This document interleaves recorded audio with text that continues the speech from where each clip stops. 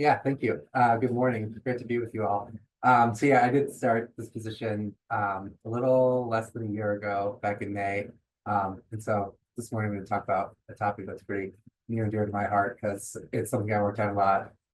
Where I was at before this, which was at North Carolina State, and really had main focus on crop load management and trying to figure out how to knock fruit off the trees, um, which is a pretty critical task each year. Sorry, once I get the sign. Quite advancing. Oh, no. Okay. So yeah, these just kind of a broad overview of fitting. It's a annual task that we have to do each year. Really critical. And there's kind of three main benefits that you get from it. First is to increase the fruit size of the remaining fruit on the tree.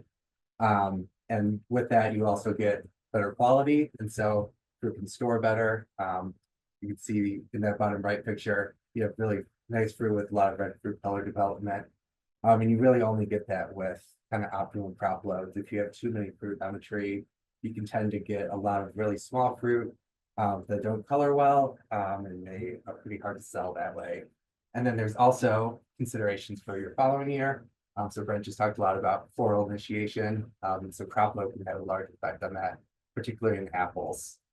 And so there's some cultivars that are known to be really highly biennial bearing. And so if you have really high crop load in one year, that can inhibit floral production for the following year. And so you'd be kind of in the cycle of really high yields in one year and then low yields in the next year. And so to kind of balance these three objectives, there's it's been estimated that about 70 to 90% of fruit need to excise.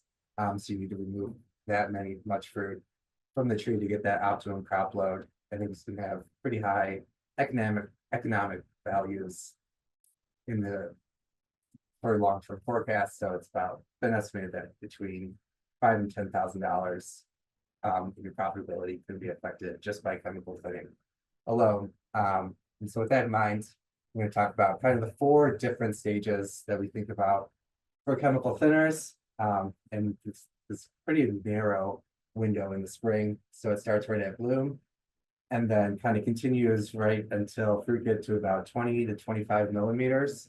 And so these four stages that I'm going to talk about is bloom thinning, and then applications that happen at petal fall, post bloom thinners, which is kind of that really traditional window that we think of, which is about 8 to 16 millimeters. And then that rescue timing, which is kind of your last chance to chemically thin fruit. So that's right when fruit are around 20 millimeters. And so you can kind of split up these four timings in that you have different objectives at kind of that bloom and then post bloom. So at bloom, you're trying to inhibit flowers from being fertilized. And so you can really take advantage of a tree's natural tendency to have different times that flowers open. And so if you let enough flowers be fertilized that you want to grow on the tree, and then kind of inhibit any further fertilization, that's how you can bloom thin. And then any point after that, you're really trying to magnify the tree's tendency to drop fruit when it's undergoing stress. And so a fruit lobe size when it can't support its own growth because there's not enough carbohydrates to support it. And so the fruit can't continue growing, then it'll ultimately be triggered to upsize. And so that's when we're applying these different plant growth regulators to try to magnify that stress, and then get fruit to upsize following that. And so I'm going to go through these four different timings, and kind of talk about different chemistries that are available and what to look at during them. And so just to keep in mind, you get these main benefits by thinning early. And so this graph shows reducing trees down to the same crop loads, but at these four different timings. And so these are growth curves. So on the y-axis there is fruit weight, and then the bottom axis is days after bloom, just showing how fruit size at these different times. And that bottom curve, the lowest one, which would have the slowest growth rate, is unthinned trees. Then you can see you get larger fruit if you thin earlier. So those triangles are thinning 40 days after bloom. The dark filled in triangles are 20 days after bloom. And then the open circles there are right at bloom. And so you really get a better benefit if you do bloom thin. And then particularly when you're looking at the West Coast, it's a little bit easier to bloom thin than it is to post bloom thin. This is all talk about post bloom thinning is really related to carbohydrates. And we tend to have a pretty major surplus of carbohydrates here in the West, where we have pretty sunny conditions in our spring compared to the East Coast, where the weather can be a little more variable, you have cloudy and rainy conditions more often. And so first, for bloom thinning, there's really, you can split it up into physical removal of flowers and then chemical means. And so they're pictured on the left is a string thinner, which is not very widely used, particularly in apples. You have flowers and leaves out at the same time. And so you don't necessarily want to be damaging spur leaves or leaf tissue. And so a string thinner like that would do that as well. It will remove flowers, but it also damages the leaf tissue. And so that's not a very widely recommended practice. But there is, just to think about different ways that you can just physically remove flowers and still get those benefits. But really the most efficient way to do this is to apply different chemistries. And the main chemistry that we use for bloom thinning is called lime sulfur. And it is a fungicide, but it has this tendency to stop pollen tubes from growing. And so this is pictured on the right here as a fluorescence microscopy of a pistil in an apple flower. And all those little bright blue dots are pollen grains that have germinated. And then those little squigglies growing down are pollen tubes that the pollen's growing down, and ultimately it'll reach the ovary of that flower and then fertilize it. And so what this product can do is it can stop those pollen grains from germinating. And then we can also stop them from growing down the tube. So we generally think of it as about a 24-hour period that it can inhibit flower germination or fertilization. And the real main benefit of it is that it is organically certified. And so it's one of the few organic options that we have for chemically controlling crop load. And so this is kind of general recommendations for rates. It's a pretty wide range between 4 to 10% of your spray volume. So it doesn't really matter if you're spraying at 100 gallons or 200 gallons. It's just a percentage of your total water volume that you're spraying. Here in the West Coast, we generally tend to go in that higher range, so around 6 to 8 or 9% lime sulfur. East Coast, you don't really touch that. You kind of stay lower. But you can, to kind of get better adhering to floral tissue, you can add oils. And so there's different oils that you can add. So fish oil, petroleum oil, or summer oil.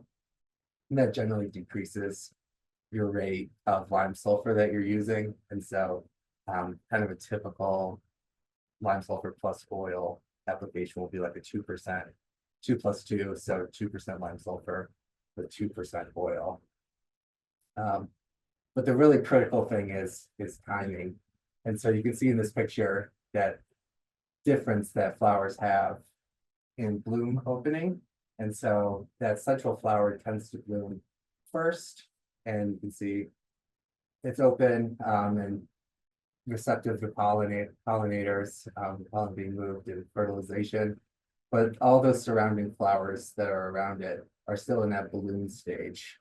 And so those are ones that you wouldn't be pollinating. And so when you're making these applications, if you can wait till these center flowers are fertilized and they're starting their growth pattern, and then try to knock out those lateral flowers, that's really what you're trying to do. But this can be pretty tricky when you're looking at a whole tree and really a whole orchard. It's because you have these differences in overlapping of bloom. And sometimes some years you can get really protracted blooms, and it's really temperature dependent. So we generally think of it taking about 48 hours or less for pollen tubes to reach the base of a flower and fertilize an ovary. And so you have to keep that in mind when you're making these applications. And it often takes multiple applications. And so if you have some flowers that are open, that have been open for 48 hours, then you generally think of that you can't really touch those once you're applying. And so it's all about letting enough flowers open that you can make those applications and then kind of inhibiting those subsequent ones. And so there's really two kind of broad methods that can be used without too much effort. And so one of them is just going on a percentage of open bloom. And so the first one is about you make your first application at 20% open bloom, and then make a follow-up application at 80% open bloom. What a lot of growers here in Utah are using is this kind of punch method. And so they'll take kind of an open palm punch to either the trunk of a smaller tree or a branch of a larger tree. And if once you get about 5 to 10 petals that fall off of the tree following that punch, that's when you would make your first application.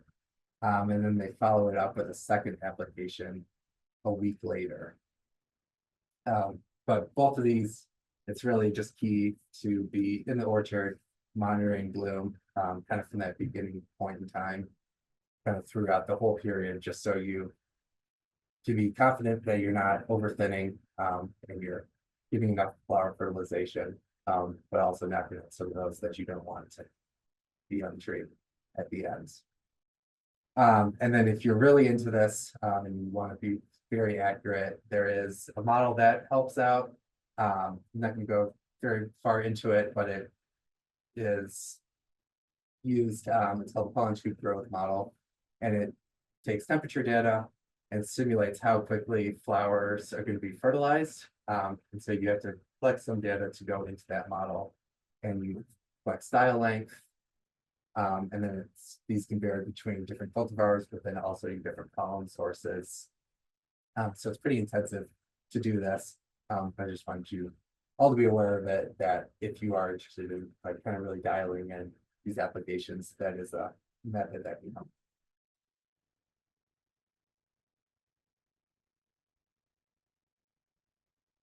And so you have a kind of a nice opportunity after bloom to really kind of assess things and where you stand going into that post bloom period. And so you can kind of tell which flowers that bloom fin are acted upon in this picture. So you can see that central fruit, this kind of central fruit is kind of growing larger, where if you look at that kind of ovary on these lateral flowers that weren't fertilized, you can see that it didn't expand. So it's no longer growing. And so that's kind of a point in time that you can determine how aggressive you need to be with your post-bloom thinners, if you still have a lot of thinning to do, or if it's just kind of touch out after that point. And so that would be right around petal fall when you can make these decisions. And so at that point in time, there's really two options for chemical thinners. And they're really straightforward at this point in time. One is amid-thin, which is a synthetic auxin. It's pretty much only one rate that you use. It's at 50 parts per million. And the other option is Carbaryl, and you can apply either 1 to 2 pints per 100 gallons.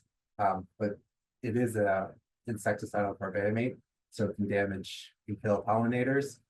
So it's not recommended to apply if you have any open bloom. So if you have a situation where you have a really protracted bloom and you have open flowers while you have some spurs that are petal fall, that's when you would not want to apply Carbaryl. You only would apply it if you have no open bloom and everything is just at that petal fall stage. But both of these products at this timing are pretty mild thinners. And so it's just an opportunity to what we call kind of nibble approach, is that you're at each of these stages, you're slowly reducing crop load. But kind of the main thinning time for post bloom is right at that 8 to 12 millimeter stage. And this is the time that's really related to carbohydrates. And so we generally think of post bloom thinning as being all about competition. So fruit are in competition with each other. So you can see in the spur here in this image, all those fruit are competing for the carbohydrates that are being produced by the leaves. And then you also have actively growing shoot tips that are also carbohydrate sinks. And those are competing with fruit as well. And so when we have conditions that we have a lot of carbohydrates being produced by the tree through photosynthesis to support all this growth, it's really difficult to thin. And so those are periods where we have kind of cool and sunny conditions. But then when we have warm and cloudy conditions where we have a pretty high demand for carbohydrates, because physiological processes are increased during warm weather, but you don't have as many carbohydrates being produced through photosynthesis because you have cloudy conditions. That's when it's easier to thin. And so they kind of have used these tendencies to create this carbon balance model. And so this was developed by Alan Laxo at Cornell. And this is available through the NUA website, which is right here on this link. And you can access it by clicking on that link and then going to right at the bottom is this IPM and crop tools tab. And at the bottom of that is carbohydrate thinning. And that's how you can access the model. And so what you do is you enter your nearest weather station from the list. And there's a pretty wide network of weather stations around Utah, particularly the orchards. And there's really only three things that you need to do to enter into this model to get an output. And the first is that you enter a green tip date. And so that's kind of the date that they use to start when the tree is coming out of dormancy and then it's going to start to use carbohydrates, because the tree uses its stored carbohydrate reserves to fuel all of its growth and development up until bloom. And then once you get leaves, that's when it can actually start producing its own carbohydrates for the current season.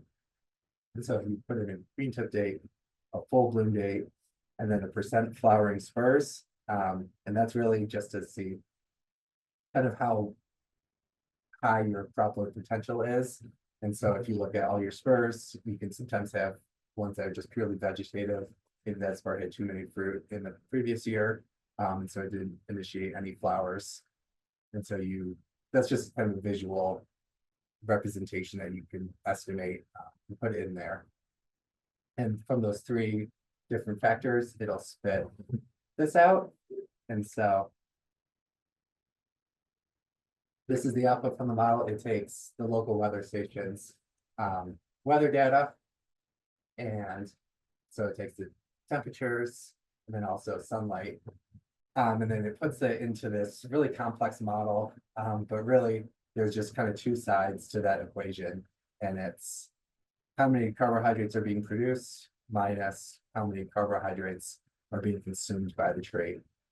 And so the production side is all about photosynthesis, so that's where you get your solar radiation from. So if you have more sunlight, you likely have more photosynthates being produced. And then that demand side is all about how many fruit you have, how much is growing, but then also cell division. And so when you have kind of those warm temperatures, you have increased cell division, and that's consuming carbohydrates. And so that's when you get more of that negative output. And so what it does is it calculates a daily carbon balance. So on that day, was the tree producing more carbohydrates than it was consuming or not? And then it calculates a 6-day weighted average. And so we generally think of kind of the few days before a chemical thinner is applied and then the days after it as the ones that are being really critical to determine the efficacy of that thinner application. Then it will give you a kind of recommendation based on the 6-day average of what you should apply and really what rate you should apply. And so it will tell you when you're in a carbohydrate surplus, like on these bottom dates, May 18th and 19th, to increase your rate. That part is really kind of nebulous and hard to really make any decisions off of. So the way that I use this model is generally to just look at what your carbohydrate status is and then kind of apply based on that. And so you really want to be applying as you're going into a deficit. And so it will give you this graph. And so if you look at it, kind of your updated forecast, if you were kind of sitting around here on May 14th, you would want to wait to apply because you can see that you're going to be going into a carbohydrate surplus. And I'm going to present just a little bit of work from my time in North Carolina State that kind of shows this trend. And so this was work where we applied the same kind of chemical thinner chemistry at the same rates at these two different timings. So the first one is that 8 to 12 millimeter timing. So fruit were around 9 millimeters at that point in time. And then right around 20 millimeters was when our second application went on. And so we compared those two application timings and also together. And for that first one, we ultimately ended up applying right before a carbohydrate surplus. So that's what this teal graph is here. We see the days after it, we had a pretty positive surplus of carbohydrates. And then right after that 20 millimeter application is when we were going into a deficit. And so just to compare those two different treatments, those timing treatments kind of across the timings, we did added surfactant. So that's these two different graphs. So the ones that are outlined with this green bar is the ones that happened later. And those around those blue bars is those earlier ones. And we had better thinning efficacy with that later application, just because it was going applied right before a carbohydrate deficit rather than going into a surplus. So that's how I really use that model, is to time your applications. So you really want to wait until you're going into a deficit or a slight deficit. So we don't really see huge deficits here most years. And so that's how you would use that model right when you're making these decisions right around 8 millimeters all the way through 20 millimeters. And so at that kind of traditional timing, there's really two main workhorse chemical thinners. The first one is naphthalene acetic acid, which is NAA. It's a synthetic auxin, and its kind of rate range is between 1 to 3 ounces per 100 gallons. There's kind of two minor negatives to it and why you would maybe not use it.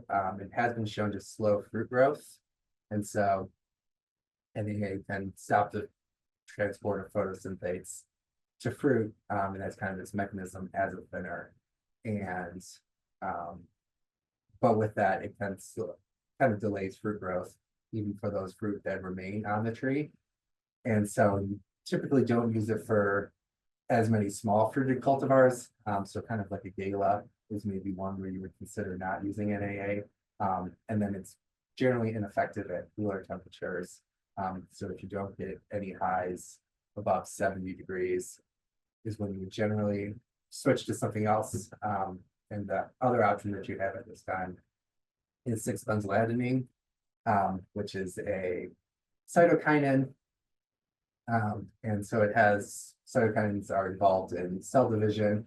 And so the way that it works as a thinner is to increase cell division in the tree, meaning that you have more carbohydrates being consumed by cell division. That's how you get this stress in the tree, and then fruit drop as a response to that. And so there's kind of a rate range between 75 to 150 parts. 75 is quite low. And so you kind of want to be right around 100 or 150 parts per million.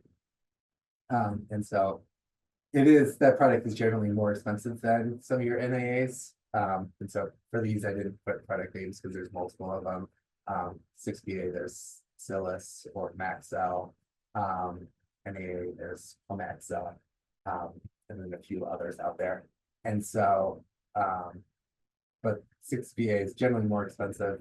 And so that's where you would maybe save it for some of these conditions where you would have cooler temperatures or small fruiting cultivars. And so those are kind of your main workhorse thinners at this time. And then what is generally recommended is to tank mix those with Carbaryl. So Carbaryl is a pretty mild thinner kind of throughout that post-bloom period. But when you add it with NAA or 6-VA, you can increase the efficacy of both. And so that's generally kind of a straight either 1 to 2 pints per 100 gallons. And so a lot of the growers here in Utah are using that 2 pints mixed with their NAA. And then our surfactant is another consideration to make, particularly here in the West, in a semi-arid environment where we have really low humidity and pretty quick dry times. Adding a surfactant, a non-ionic surfactant like Regulate, can kind of lengthen the time that PGR is kind of sitting on leaves and can be uptaken by the plant. And so that's kind of something that you play with if you want to be more or less aggressive. So if you're kind of know that you're going to go into a really large carbohydrate deficit, that's where you would maybe back off on adding your surfactant. And then the last consideration to make is water volume. So generally the written rule is that you adjust your water volume to your kind of canopy size. And so in a lot of our modern high density orchards, you really only need about 100 gallons per acre to get really good coverage. However, because of those really fast dry times, a lot of the growers here are applying at increased water volume, so either 200 or 250 gallons per acre, just to try to keep those trees more wet and kind of lengthen that time that PGRs can be uptaken by the tree. And so then kind of in this same window, there's going to be a new thinner that'll be on the market soon, and it's called Brevis. And it is a photosynthetic inhibitor, and so it decreases photosynthesis in the tree, causing that carbohydrate stress. And it's labeled to be applied between 1.25 to 2.5 pints per 100 gallons out here in the West. And so I've worked with this a little bit. And generally, still probably want to be on that higher side, especially when you're in the carbohydrate surplus. So that one we've previously heard was supposed to be released this year, but it probably won't be widely available for a few more years to come. So then really your last timing is that rescue thinner application. And so that's when fruit are right around 20 millimeters. And after this point in time, fruit are generally insensitive to chemical thinners. So kind of no matter what you spray, you can't knock any fruit off trees. Really, your only method after this point is hand thinning. And so that's why we call it a rescue application. Because if you're in a situation where you still have too many fruit after all these different stages, that's when you have your last chance to apply and try to knock more fruit off the tree. And so the two kind of main thinners are different ethylene inducing products. And so Ethifon is one that has been used a little more on the East Coast than the West Coast.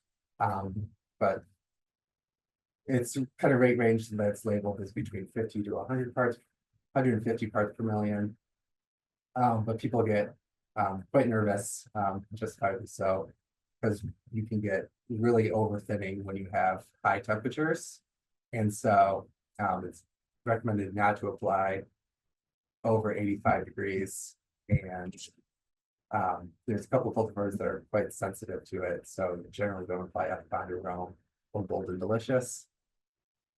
And then a new product that's been recently released in the past few years is called a seed. And so it's the precursor to ethylene. And it doesn't have as much of a concern as Ethifon does with over thinning in high temperatures. And so it's labeled between 200 to 400 parts per million. And I had good success with it at 300 parts this previous year here in Utah. And then if you want just kind of a really mild thinner, again, you can apply Carbohydrate. And then just like at that previous timing, you can consider whether or not you include a surfactant with each of these three products.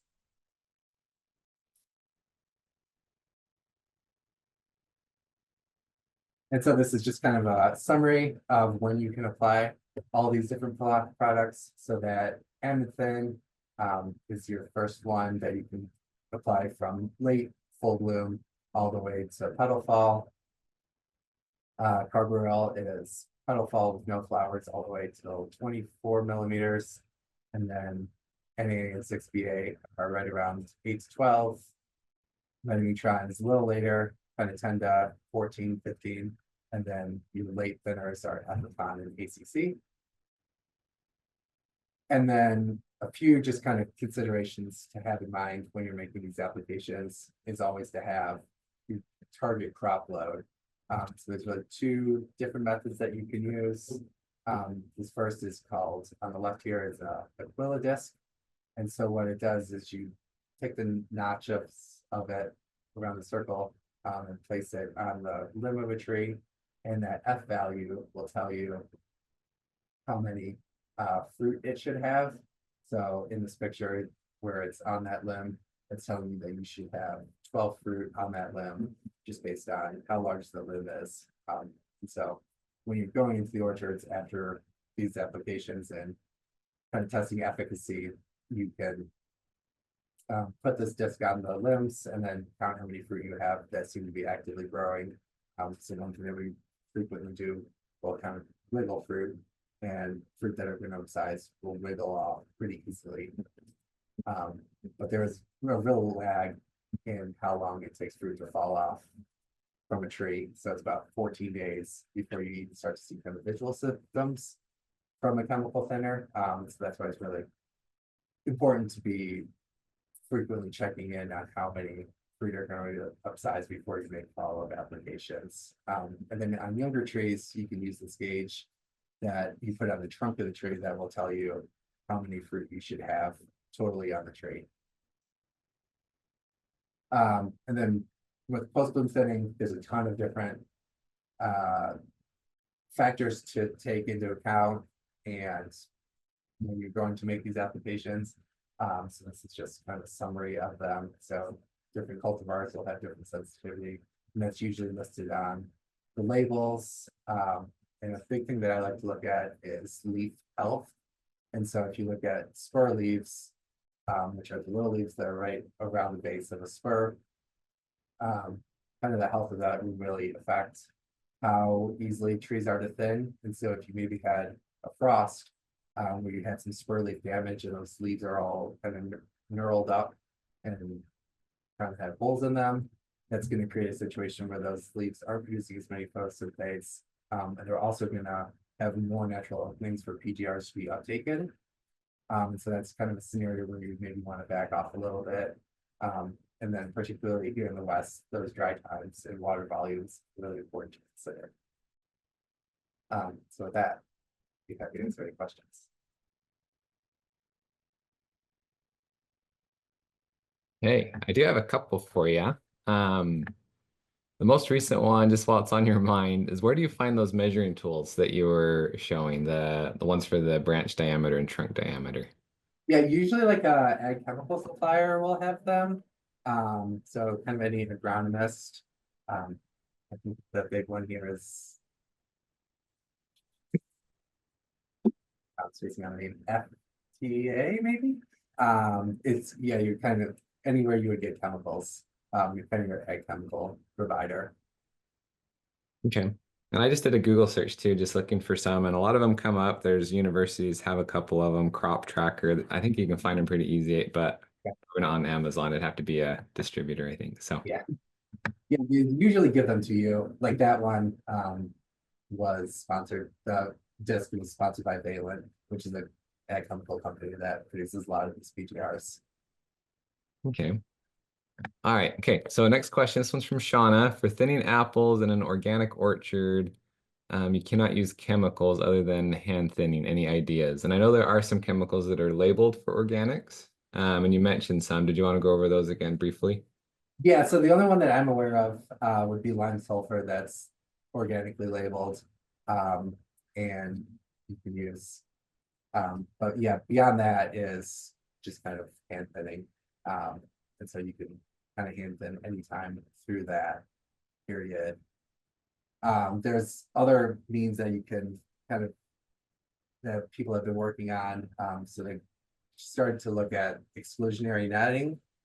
So to limit pollinators from entering the flowers to actually pollinating the flowers for fruit development. So it's kind of that same principle of bloom thinning, where you would apply your chemistry. Once you have enough flowers being fertilized, you would drop the nets at the same time that you have enough flowers being fertilized. And so if you can exclude pollinators, that's how you can also reduce crop load. All right, then we have a couple more that are just on thinning in general. Any idea on which stage should home gardeners thin apple fruits and which ones to thin? This is so manual thinning or hand thinning. Yeah, so it's kind of how concerned you are about fruit size. So some of those smaller fruited cultivars, so like a gala, that you generally can't size as well. That's when you would want to thin as early as possible. Ones that are larger, maybe like a Honeycrisp, you can get away with more delayed thinning. But once you get to that kind of 20 millimeter stage, you're really inhibiting floral production for the next year. So you want to get them once fruit are still in that pretty young stage. So early in the spring. Okay, would you say like within the first 6 weeks after bloom, they should be thinned or shorter Yeah, than? pretty much. Yeah, maybe 4 or 5 weeks to be really safe. Okay. And then someone was asking for some resources. Do you have any resources you'd recommend for, and it's mostly for hand thinning, a publication or something people could look at to learn a little bit more on thinning in general for specifically apples, probably. Yeah. Um, so our tree fruit production guides have general recommendations for thinners. That gauge is really kind of the best tool to use to really dial in how many fruit you should have on a tree. There's really wide recommendations of just like you want to single out different clusters. So if you have a fruit cluster that's growing 5 or 6 fruit, you want to remove all but one of those fruit. And there's usually spacing considerations. So you would space fruit about 6 inches apart along the branch. So kind of those main ones, but I don't know if that there's quite any written recommendations for hand thinning Yeah. at this point. So just kind of those general rules, and then that gauge can really tell you how many fruit should be on that tree. Okay. The last one, well, there's another one I think in the chat I'll pull up. But for home orchards, what is the maximum number of fruits per cluster to get the greatest yield and size of fruit for hand thinning? Really, it's singles. You want to kind of single everything out. If you're in a situation, sometimes you can get away with putting doubles. If you have a situation where you have a lot of like plank spurs. So if you assess your tree and you have not just like high spur density, flowering spur density, that's maybe where you would want to leave doubles just to get enough fruit on the tree. But if you have a lot of flowers being produced on the tree, you really just want to single things out. When you have doubles, you can start to get like push off. And so there's just like not enough space for fruit to actually develop in that spur Okay. to get the size that you want.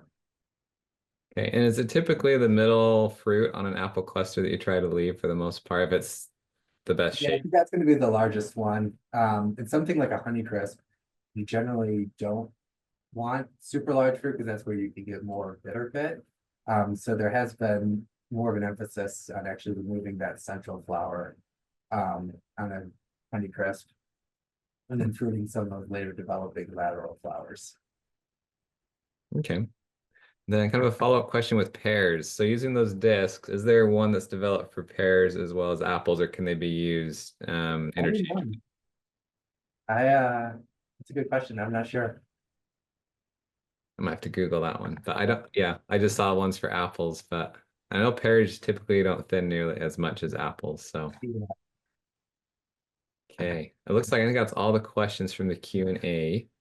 Um, yeah, and thanks for, again, I want to clap, but you can't clap on these. But the thinning apples is one of the most laborious jobs on apples. So we're grateful for you for tackling this one and going over some of the other options that people have. We have just a couple minutes, so I'll ask one more question.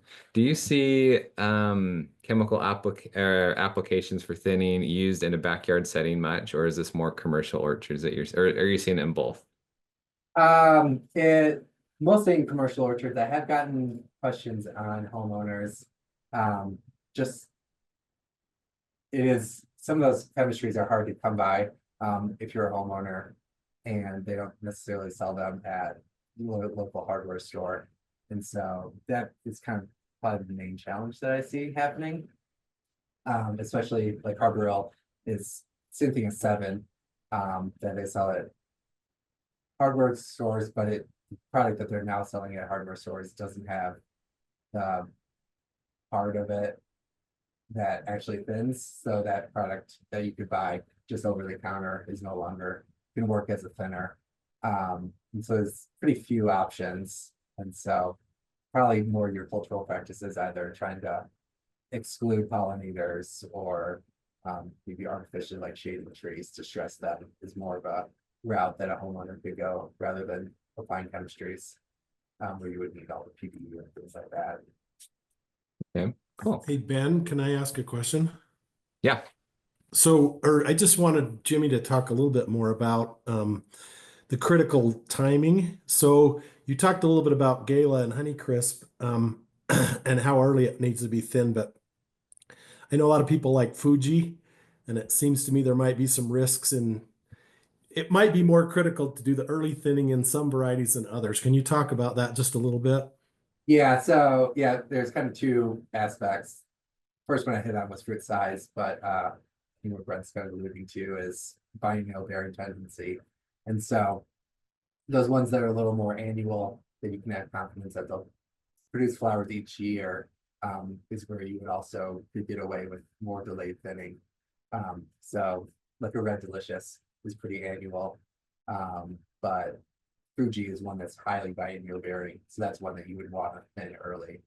So yeah, right around that, maybe for something that's pretty biennial, would be 3 to 4 weeks, maybe even 2 weeks after bloom, is when you really want to get the bulk of your thinning done at that point in time. Where something that's more annual, you could probably wait a little bit longer.